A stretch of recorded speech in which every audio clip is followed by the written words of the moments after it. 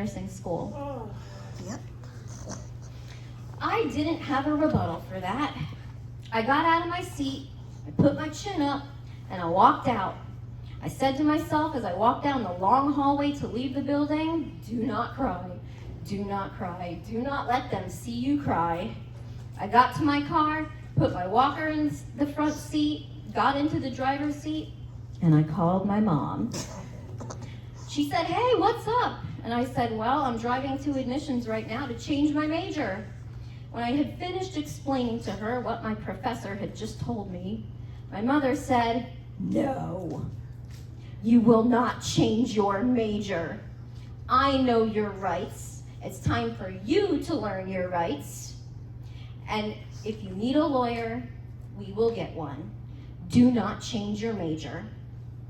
I didn't change my major, and instead adopted this attitude that said, okay, if they can't see your value, then you have to show them. You have to prove you are worthy. You have to prove you belong with your peers. And that is why I can say, without a shadow of a doubt, that ableism exists, and ableism is not fair. I was so hyper-focused on just proving I belonged that my mental, emotional, and physical health suffered greatly. For 2 years, my professors would say things like, I see you got an A in this class. That doesn't mean we're going to allow you to attend clinicals when the time comes.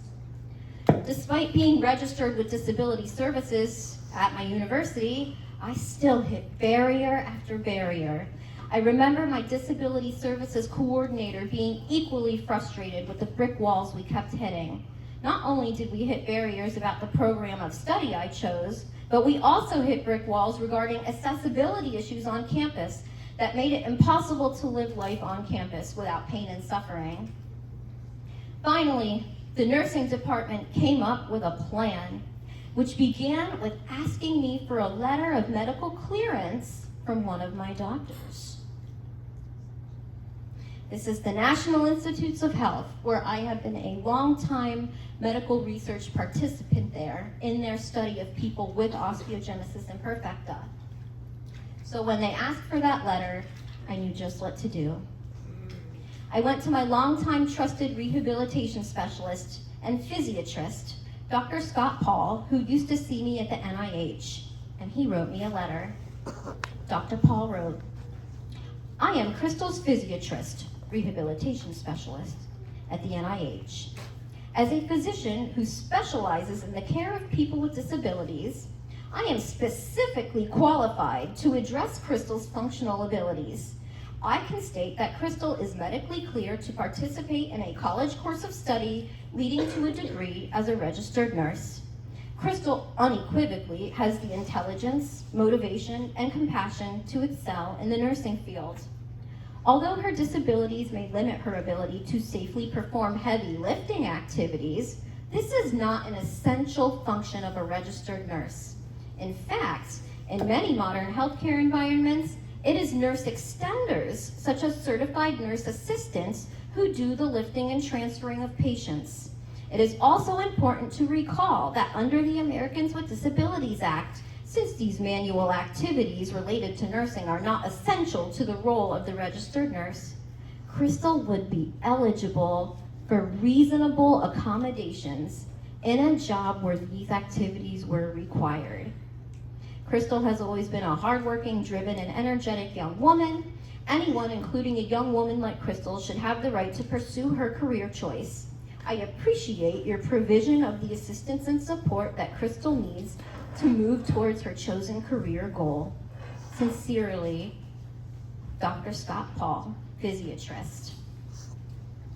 This letter and a voice recording with Dr. Paul and I discussing this letter is archived in the National Library of Congress. Wow. Story Court interviewed me and Dr. Paul, and our story is forever in the National Library of Congress, which I find just amazing. So it took some more time and convincing even after that letter. But eventually, the letter helped pave the way for a resolution between myself and the nursing department. They were finally ready to have a discussion about reasonable accommodations. Yay! We agreed that it was reasonable for a certified nurse assistant to be assigned to me during clinicals. It was my job to properly delegate to her the proper techniques of lifting patients and transferring patients. It was a very good partnership, and I was able to thrive in the nursing program.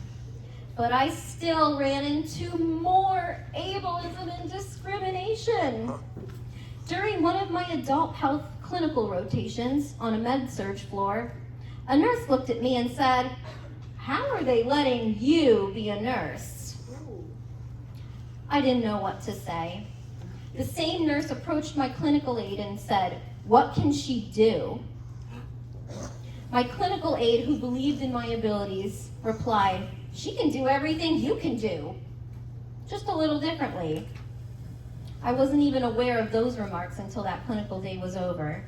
I am open and honest about my circumstances, but for some reason, nurses were too afraid to ask me about it. One day it was my clinical assignment to shadow a NICU nurse for the day. Our class objectives were to hold babies, feed babies, and participate in their care. The NICU nurse I was assigned to took one look at me and said, "I don't feel comfortable with you touching any of my patients. Go over there and watch." I did watch. I watched her tie a tourniquet around a NICU baby's arm and get called away to go help someone else.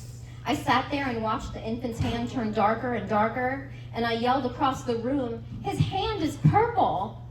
She ran, frenzied, back over to this infant and removed the tourniquet. I guess it's not a wheelchair that makes you a bad nurse. After our NICU experiences were over, it was time for my class to discuss what we'd learned. Hearing all the experiences my classmates had made me realize I was the only student who was not permitted to participate in any NICU baby patient care.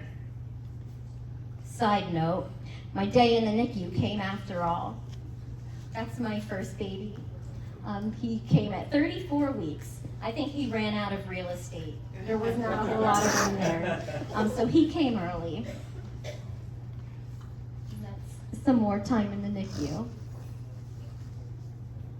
So for every bad experience I had, there were many more good ones. During my clinicals, an elderly neighbor of mine had come in for lab work and ended up with a fractured hip. She was in severe pain and scared at the prospect of surgical repair. I kneeled on my wheelchair and held her hand. I said, "I truly understand your pain. You are being tremendously brave.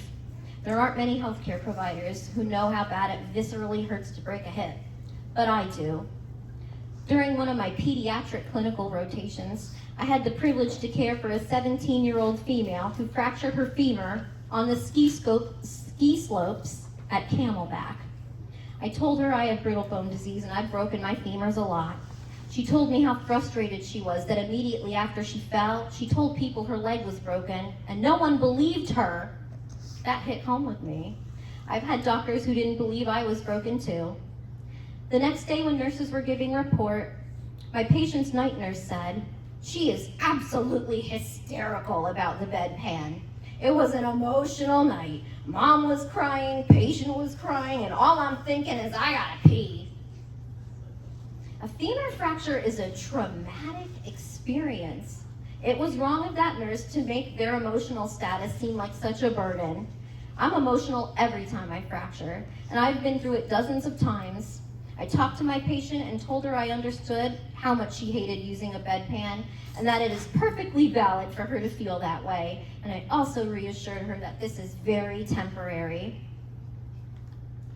As a school nurse, a kindergartner came in, walking into the nurse's office, holding her arm in her hand, crying and crying. "This is the worst day of my life!" I knew her arm was broken. There was swelling and slight deformity. I replied, "Yes, honey, I know it is. And now it's going to get better because I know exactly how to help you.